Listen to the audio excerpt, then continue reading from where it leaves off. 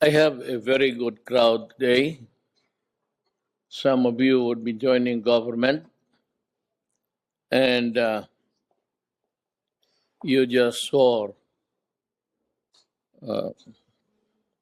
yourself before God and country. I have a prepared speech. I will just read the first two paragraphs because I have something to say to you. Today, we welcome our newly appointed government officials in the crucial but fulfilling task of public service. I congratulate you for this milestone in your careers, and I also thank you for accepting the challenge to serve. I repeat, to serve our people through your respective offices.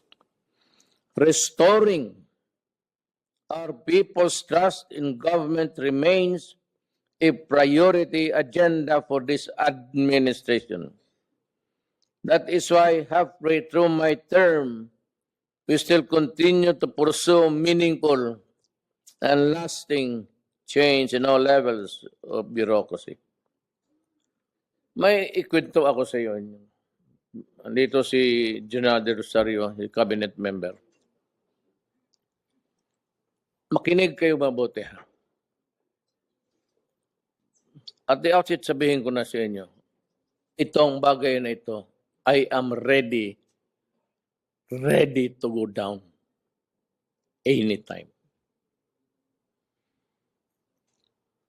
Alam mo, kailangan natin ng tubig. Bagyo nga eh. But we need water because even in the early and primitive times, people congregate in rivers and waters to survive. Water is survival for this nation. Kung walang tubig, patay tayo. We can survive about 5 days without eating, but 3 days of thirst and dehydration, you're a gunner. Now, itong tubig is a natural resource. It is God-given to the Filipinos. It's found in so many places. A number of times, we have had this specter of water not there. But by the grace of God, we have survived. Ito ngayon, I'll bring out something na gusto kong tapusin talaga.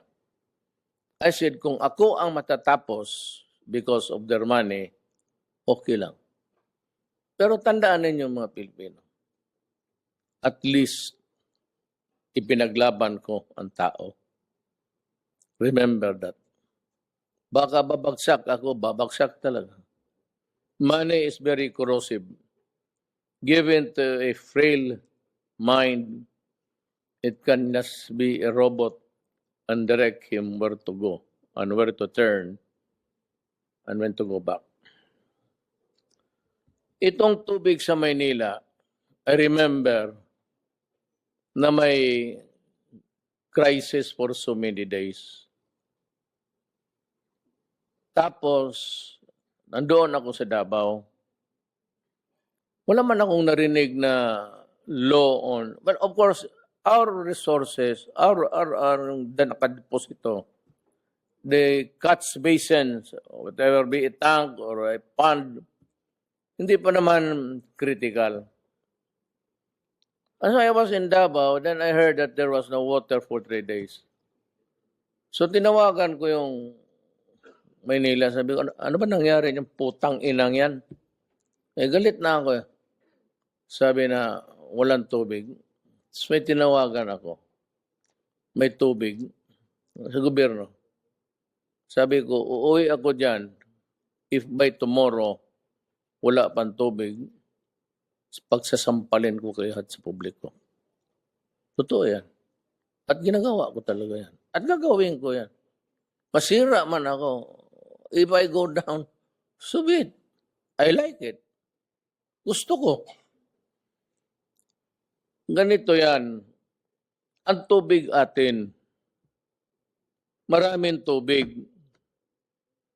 Ang problema, binigay natin sa mga torpeng hindi nga Pilipino halos o Pilipino yan, walang kaluluwa. Yang Manila Water, pati Maynilad, kay Pangilinan, pati kay Ayala. Matagal na ito. Wala lang pumipiyak kasi nga takot sa pera ni Ayala, pati ni Pangilinan, especially during the election. Kailangan mo eh. Kaya walang nagsasalita talaga. But when I saw the contract, sabi ko, putang inan to. They are screwing us. And they're screwing us all the way. Sila ang distributor, atin ang tubig. In the contract, the water is categorized not as a natural resource, but as a commodity.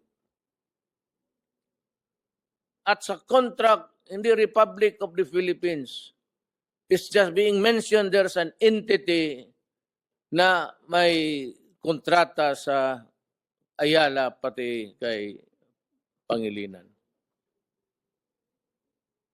At ang masakit dyan, we cannot interfere because if we do, they will sue us and they will be awarded millions kasi ang napili nila is arbitration. Ang arbitration sa Singapore, membro rin sila niyan. It is an interlocking ng mga mayaman dito sa Southeast Asia. Nag-form sila ng isang parang korporasyon. Itong korporasyon ay kasali dyan, parang Brotherhood of Corporation, sila Pangilinan, yung Salim, Indonesia. Arbitration, natalo na tayo, 3 million. Ngayon, there's one coming up, 6 million. Because we interfered. We cannot raise or lower the price of water in this country. If we do that, they will sue us and for interference and they go for the arbitration, talo talaga tayo. Puro sila yun eh. Kita mo ang kawalang hiyaan ng tao. Kontrolada, ba sinabi ko sa inyo nung kampanya, hindi lang kayo makinig kasi ako naman, mahinang tao lang, taga Davao, probinsyano. Sabi ko, ang corruption sa Pilipinas, maliit yung customs. Pero bibirahin ko rin ko kayo. Sabi ko, ang corruption na pinakamali, bilyon, nandito sa itaas. Yung tax exemption, ito si Ong Pen, lahat yan sila. Yung mga krone noon, yung mga krone ngayon, anak ka ng putang ina ninyo.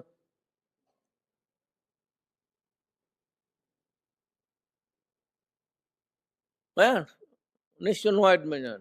Ikaw, ABS-CBN, you're a mouthpiece of. Ang inyong franchise mag-end next year. If you are expecting na ma-renew yan, I'm sorry. You're out. I will see to it that you're out. Ilan kaming mga kandidato na kinuha ninyo ang pera namin but never aired our propaganda. Ako, Chis Escudero, lahat kami. Pero yung propaganda ni Trillanes portraying children and which was really a prohibited act under the rules of the election code in spite of the fact na may TRO na huwag ninyong pinalabas ninyo. Ngayon, you come to me begging, ang kawawa kayong second generation na na walang kaamong-among nandyan sa akin, parang hindi na malaman kung ano ang body language nila. Kayong mga putang inang kayo, mga inquirer, yung 4 billion ninyo, alam mo ginawa ni Inares kasi kaibigan kayo ni Aquino, pinabayad lang 8 billion.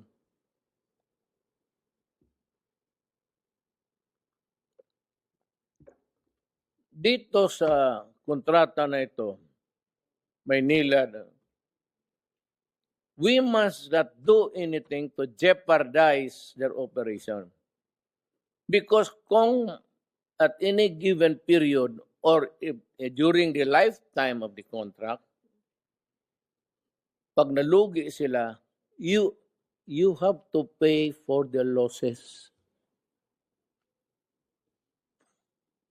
Billion niya.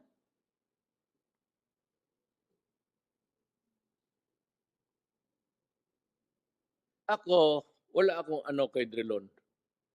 Pero I distinctly recall that Drilon said something, oh, Presidente Duterte, do not tinker with that contract because we will end up paying so many billions of pesos.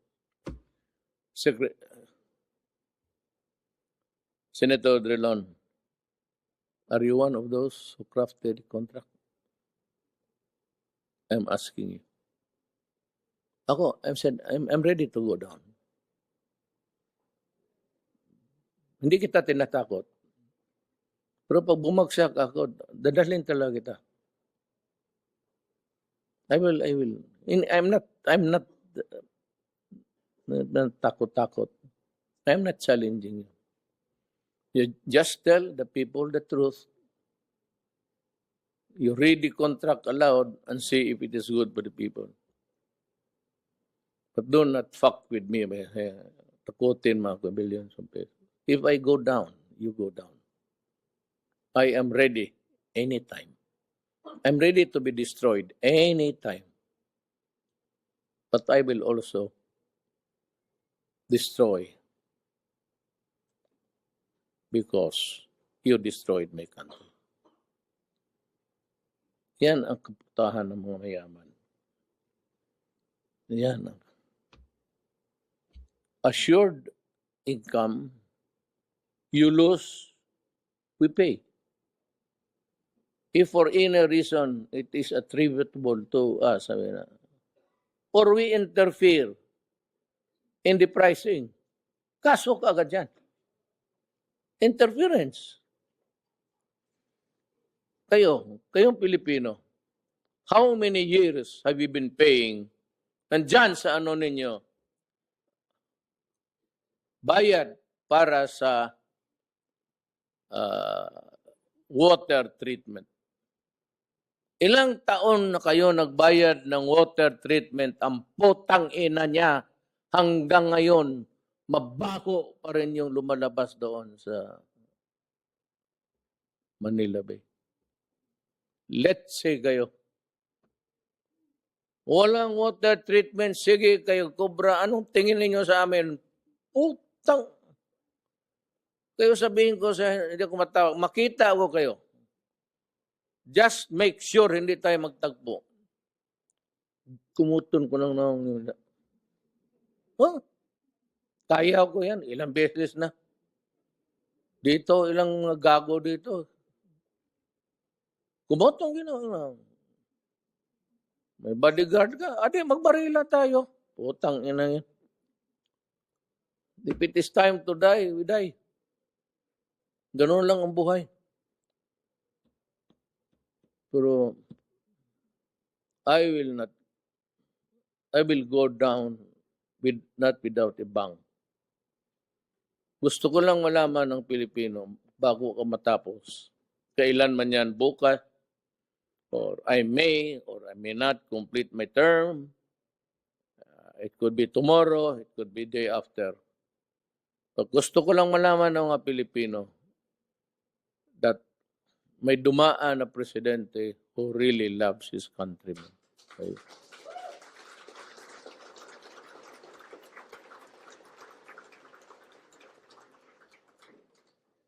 Ako, masama lang bunganga ako. Pero magturo kayo ng anong bagay na hindi ko ginawa. Corruption, I'm still at it. I have fired 5 cabinet members, all of them are my friends, for corruption. Gave you free education. Mayroon ng hospitalization, may malasakit na. Farmers, when I went there, kayo mga, harap ko mga NPA, sabi ko, balaing ko yung irrigation.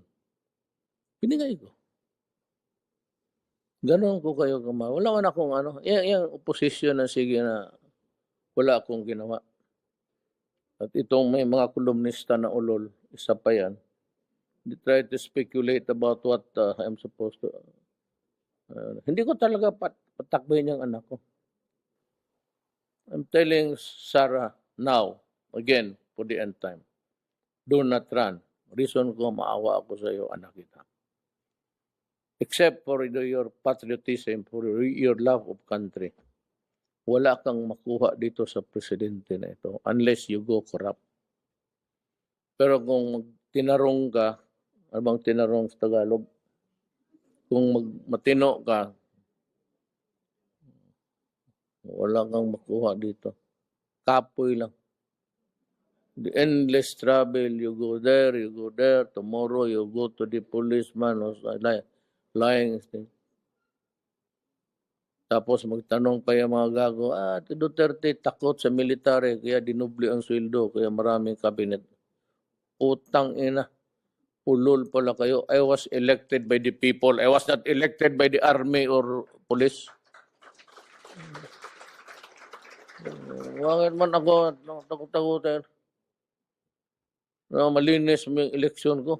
I never terrorized.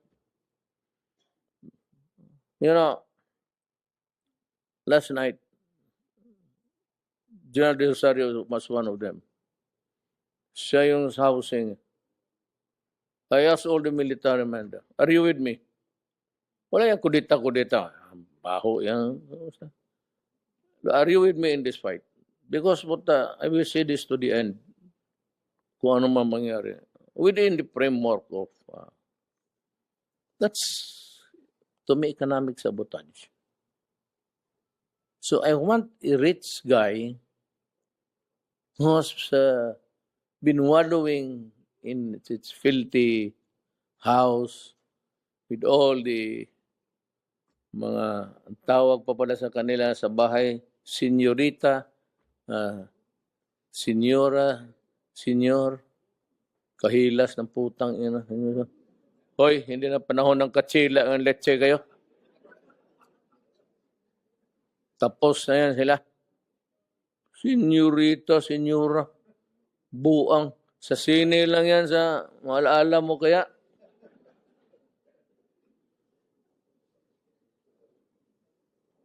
So, kaya mabuti. I had a very, I'm lucky. This must be my lucky day. Lahat ng ano ko, yung talagang representative of the society. Klase-klaseng tao nandyan. So, malaman ninyo. Ito, magulo to. Talagang magulo to. I hope it would not be bloody. I do not want it. I do not want to shed even a drop of blood. But this is gonna be really a bloody one. Not really in its figure of speech lang. Kasi yayariin ko talaga kayo. I will see to it na gusto ko makita na yung mga mayaman, yung magpasok naman sa kulungan kasi hindi ka, habulin ko talaga kayo. And do not make it hard for me to do it. Kayong mga telecommunications, dinimanda ninyo ilang palagi yung mga taga-gobyerno na walang kamuang-muang, or either because they really wanted to be sued because you were paid to be sued. Nagdududa na ako tuloy sa mga tao dyan na humahawak na ano. Kaya the vetting of candidates would be...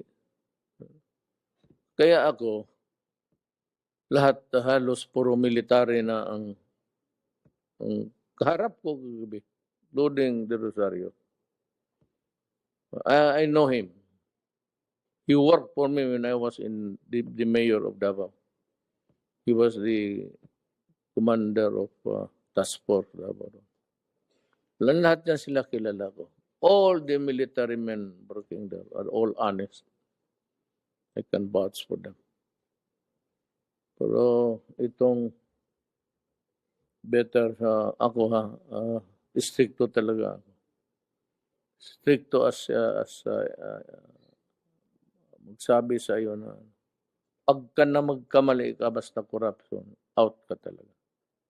Especially if you are an appointee by the president. Mayroon lang akong marinig. Alam mo, yung papel na mag-abot sa iyo ng 1 taon. Sige, balik. Kaya ngayon, sa opisina ninyo, you are the one, write out what you want from the guy, from the applicant. Do not add or take out anything there. Bigay mo sa kanya, look at your calendar, give him a day to come back. And that's it. If he goes back and forth 4 times, that's corruption. Or you are really an indolent, so you do not belong into the government. But kung nasa tama ka, and you are accused, kaya nitong mga mayaman, they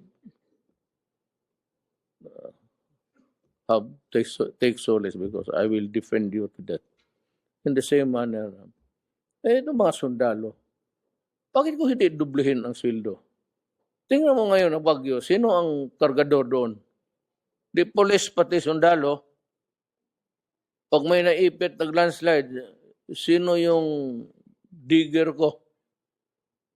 Sino yung magpalaw at betikot? Di sundalo. Pag naputol yung tulay, sino lalangoy doon para magpakamatay? Di sundalo. Yan intindihan eh.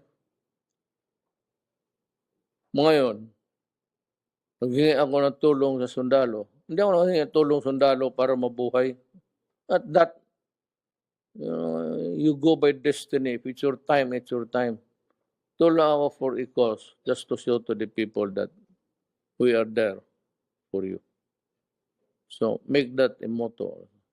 Bihin mo sa tao, nandito kami para magsilbi sa inyo. If you cannot do that, you resign. But if you can, I'd be happy. I'm grateful, and I think I made the right decision in appointing you. Maraming salamat.